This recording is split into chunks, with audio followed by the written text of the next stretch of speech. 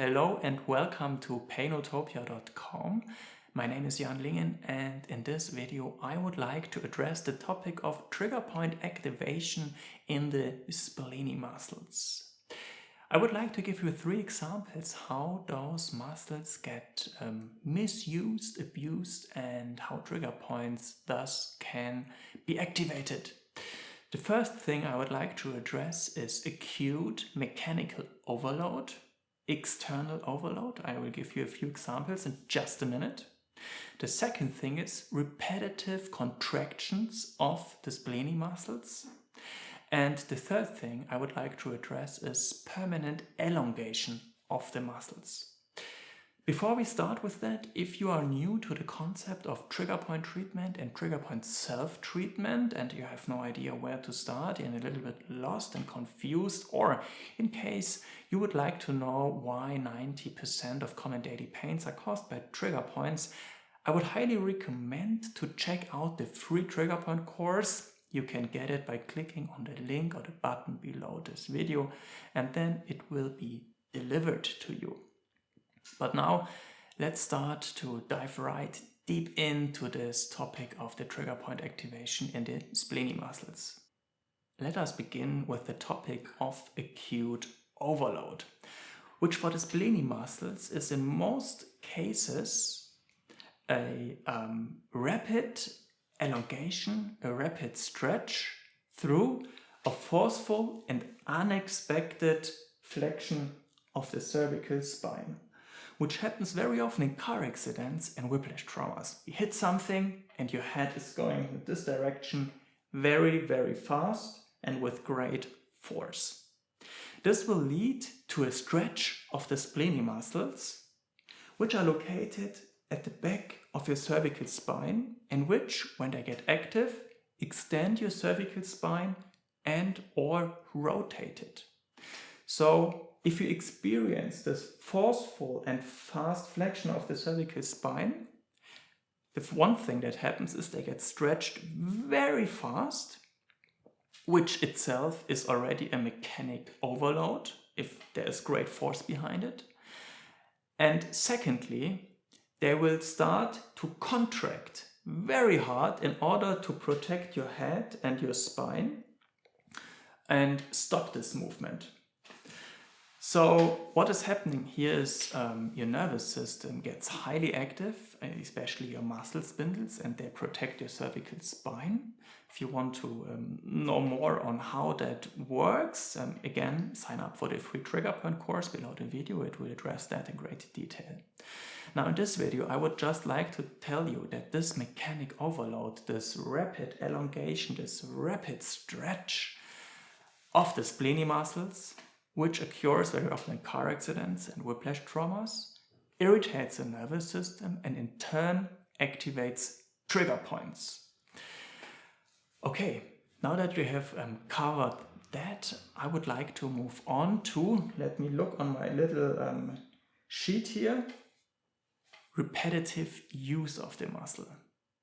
Okay, let us talk about repetitive use of the splenic muscles and where that occurs, because also that can lead to an activation of trigger points. I said already that the splenic muscles do extend your cervical spine as well as rotate it. So every action, every activity that requires repetitive movements, repetitively looking upwards or to the side, can activate trigger points in those muscles. What examples can I give you here? For example, if you're a rock climber, especially if you're belaying your partner, you repetitively will look up to see what's going on up there.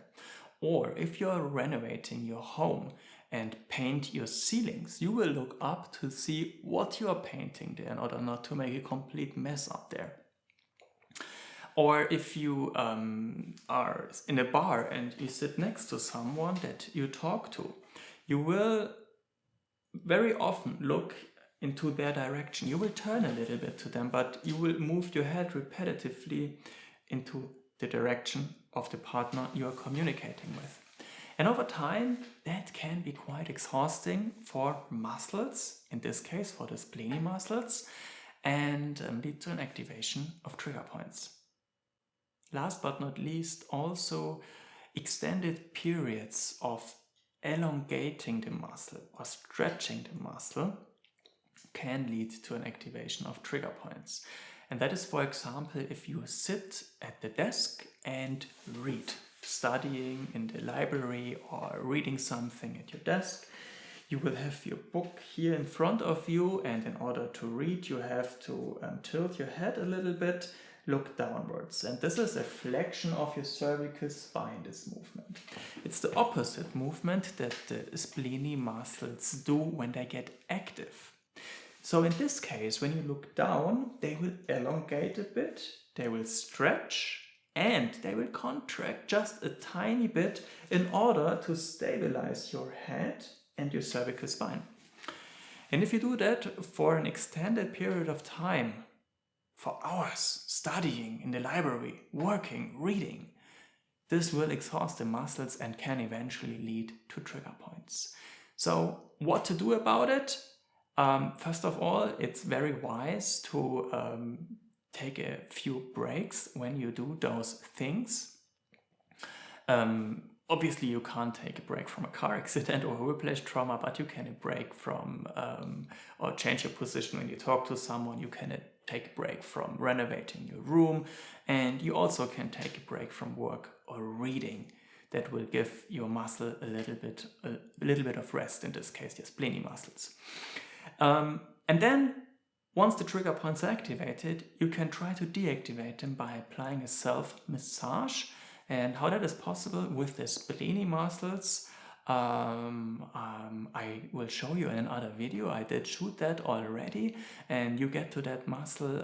I will to this video via the info card here that will pop up hopefully now in the video, or by clicking on the link below this video in the description box.